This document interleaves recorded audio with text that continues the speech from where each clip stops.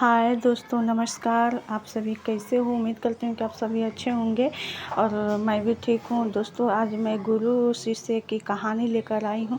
अगर वीडियो अच्छा लगे तो आप सभी वीडियो के अंत तक बने रहिएगा, साथ साथ लाइक सब्सक्राइब भी कीजिएगा। तो आइए ले चलते हूँ इस स्टोरी में। एक बार की बात है, एक आश्रम में 3 शिष्य रहते थे। तीनों ने अत्यंत मेहनत से अपनी शिक्षा संपूर्ण की। तत्पश्चात तीनों शिष्य गुरुदेव के पास गए और बोले, गुरुदेव, अब हमारी शिक्षा संपूर्ण हो गई है। अब गुरु दक्षिणा देने का वक्त आ गया है।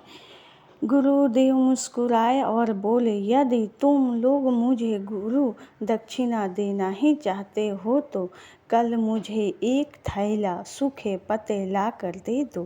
तीनों शिष्य मंद मुस्कुराए और उन्होंने सोचा, सूखी पत्तियां लाना कौन सी बहुत बड़ी बात है। अगली सुबह तीनों शिष्य पास ही के जंगल में दक्षिणा हेतु लेने सूखे पत्ते एकत्रित करने के लिए गए, परंतु उन्हें यह देखकर आश्चर्य हुआ कि जंगल में सिर्फ एक मुट्ठी सूखे पत्ते बचे हुए थे। यह देखकर वे तीनों बहुत अधिक परेशान हो गए। उन्होंने सोचा, अब गुरुदेव को दक्षिणा कैसे देंगे। तभी सामने से एक किसान आता हुआ दिखाई दिया, जिसने एक थैले में ढेर सारे सूखे पत्ते लिए हुए थे। उन्होंने उस किसान से आग्रह किया, भाई हमें भी थोड़ी सूखे पत्ते दे दो, हमें इसकी अत्यंत आवश्यकता है। किसान ने कहा, यह सूखे पत्ते मैं अपने जीवन यापन तथा घर घर भोजन पकाने के लिए ले जा रहा हूँ। मैं यह आपको नहीं दे सकता, परंतु पास के गांव में सेठ जी रहते हैं। उनके पास सूखे पत्तों से दोनों बनाने का कारखाना है। शायद वह आपको सूखे पत्ते दे सके। वे तीनों सेठ जी के पास गए और उनसे सूखे पत्ते देने के लिए आग्रह किया, परंतु सेठ जी ने कहा कि मैं आपको सूखे पत्ते नहीं दे सकता, क्योंकि इनकी मुझे आपसे अधिक आवश्यकता है। मैं इन सूखे पत्तों से अपना कारोबार चलाता हूँ, मुझे क्षमा करें।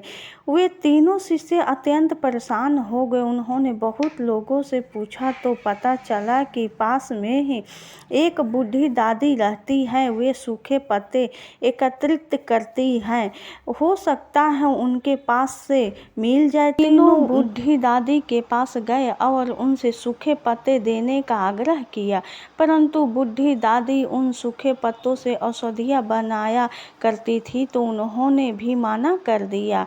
अब तीनों छात्र निराश होकर आश्रम लौट आए और दुखी मन से गुरुदेव को सारा बात बताई कि वे उनकी दक्षिणा लाने में असफल रहे। तब गुरुदेव ने कहा, मेरे बच्चों, मुझे दक्षिणा की अभिलाषा नहीं है। मैं तो तुम्हें बताना चाहता था कि इस दुनिया में किसी भी चीज़ को छोटा नहीं समझना चाहिए। छोटी से छोटी चीज़ का भी अपना महत्व होता है, अपना मूल्य होता है। आज शिष्य को पता चल गया था कि जिन चीज़ों को हम बहुत छोटा समझते हैं, वो वास्तव में उनका भी अपना एक स्थान होता है। तो दोस्तों, उम्मीद करते हैं कि कहानी आप सभी को अच्छा लगा हो, तो वीडियो के लाइक तक बने रहिएगा, साथ साथ में लाइक सब्सक्राइब भी कीजिएगा, ताकि इससे मुझे मोटिवेट मिले और मैं इस तरह का वीडियो ढेर सारा लाते रहूं। और प्लीज़ दोस्तों, इग्नोर मत कीजिएगा। Thank you.